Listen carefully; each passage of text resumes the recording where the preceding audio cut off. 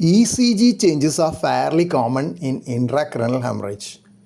Giant T inversions with QT interval prolongation may be seen in intracranial hemorrhage even without associated myocardial damage.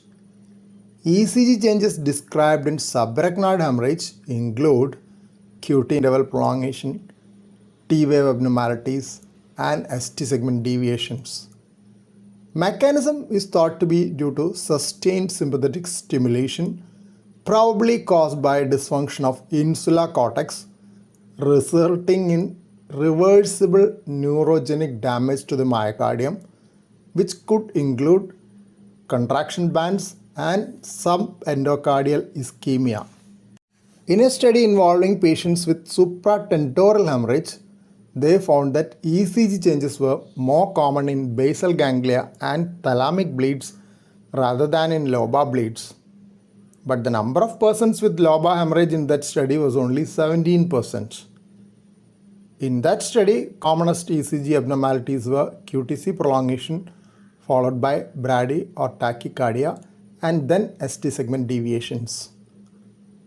Cerebrovascular damage can cause cardiac arrhythmias related to disinhibition of right insular cortex with resulting increased sympathetic tone.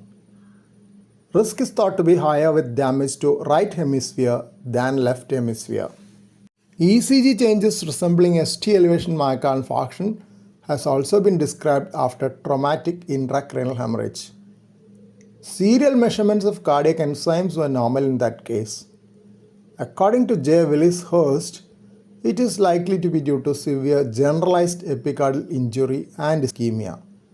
He has noted that ST segment and T-wave abnormalities are caused by an abrupt elevation of serum catecholamines. Excess of catecholamines can damage myocytes directly and can also lead to generalized spasm of coronary arteries and even consequent actual myocardial infarction. Sometimes cardiac troponin elevation may accompany ECG changes in aneurysmal subarachnoid hemorrhage.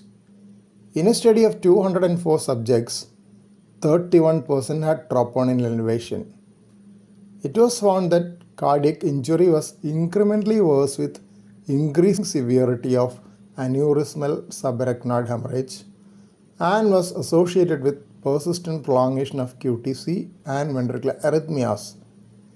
They also noted regional wall motion abnormalities and some degree of depressed left ventricular ejection fraction.